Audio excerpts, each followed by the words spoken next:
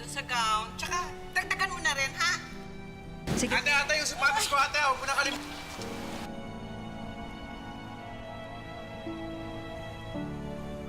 Walang kaalam-alam si tatay, no? Nauwi na ako sa birthday niya next week. Ang hirap kasi kapag may kamag-anak na ang tingin sa OFW ATM. Pangsagala. Pangsagala daw. Dahil hindi na daw kasya yung gown na sinuot niya nung dibu. Eh ako nga eh. Hindi naman ako nakapagdibu.